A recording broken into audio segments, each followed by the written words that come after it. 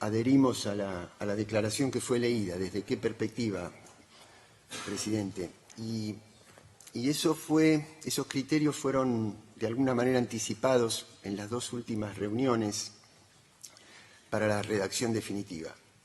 Uno de ellos, democracia o nuestras democracias.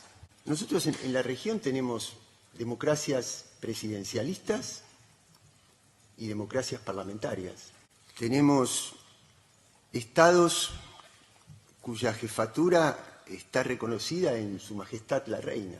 Tenemos democracias donde la mitad de los parlamentarios es designada por el jefe de gobierno. Tenemos experiencias de democracias que han reconocido la figura de senadores vitalicios, o donde, por ser una democracia indirecta, la intermediación de los estados hace que asuma la presidencia un candidato con mucho menos votos en la elección popular que otro candidato. Y nadie puede cuestionar que esas son decisiones soberanas de cada uno de los estados.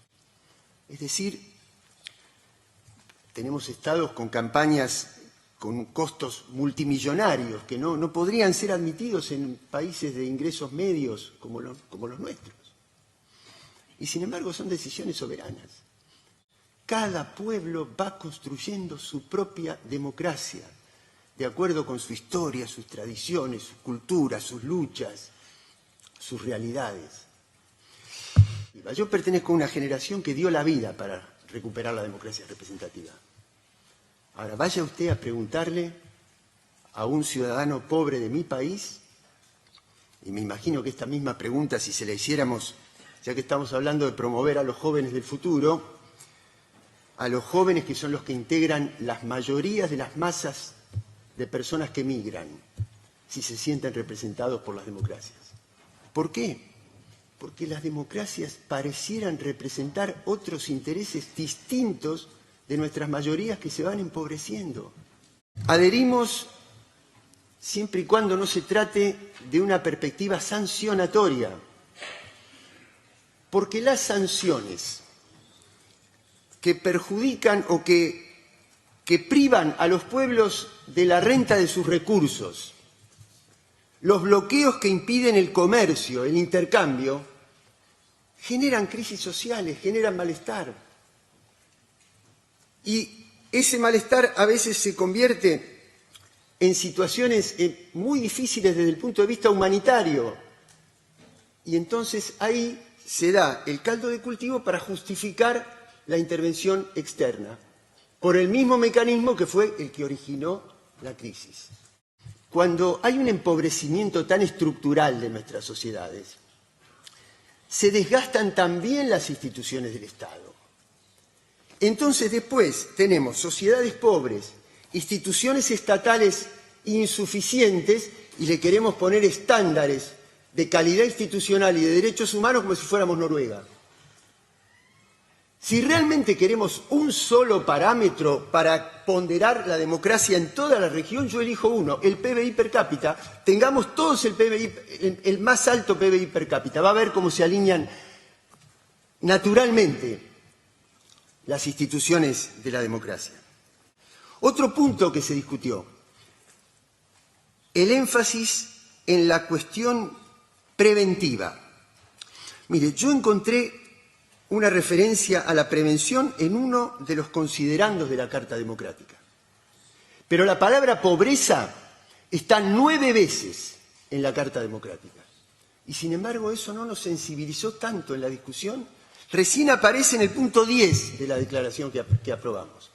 Y como referencia a un párrafo de la Carta que dice que la pobreza es un factor que incide negativamente. No, la pobreza no es un factor que incide negativamente en la democracia. Donde hay estos niveles de pobreza no hay democracia. Y sin embargo, eso no fue una cuestión tan sensible como la palabra prevención en las discusiones que tuvimos sobre la Carta. Ha cambiado el centro de gravedad del mundo desde el momento en que fueron firmados esos documentos internacionales. La Carta de Naciones Unidas la firman inicialmente 50, 51 estados. Después de eso vino un proceso de descolonización en el mundo extraordinario. Plena Guerra Fría. De ahí pasamos a un mundo unipolar, un solo modelo en el mundo, un solo liderazgo en lo militar, en lo tecnológico, en lo comercial, en lo propagandístico. Entonces, ¿qué sucedía? Se firmaban documentos internacionales donde desde ese liderazgo se le hacía decir a todos lo que ese liderazgo pretendía que se dijera. Eso ha cambiado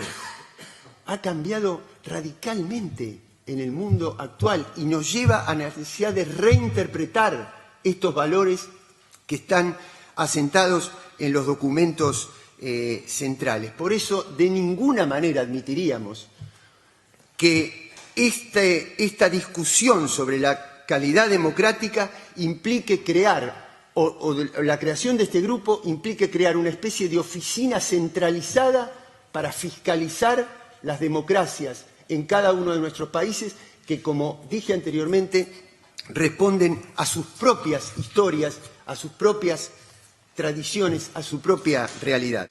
Nos equivocamos si confundimos a dónde está el enemigo de la democracia. No está en un gobierno que pretende nacionalizar los recursos, los ingresos por sus recursos naturales, se llame petróleo, se llame litio. No está ahí. El enemigo de la democracia está en el subdesarrollo. El enemigo de la democracia está en un sistema de especulación financiera donde con un enter de computadora una persona o un grupo se enriquece miles de veces más que un trabajador o que un campesino que trabaja toda la vida. Hasta que no entendamos eso, no vamos a encontrar la clave de por qué la gente se siente cada vez menos representada por nuestras democracias, y estos son algunos de los puntos que nos gustaría discutir en este grupo que está a punto de formarse. Muchas gracias.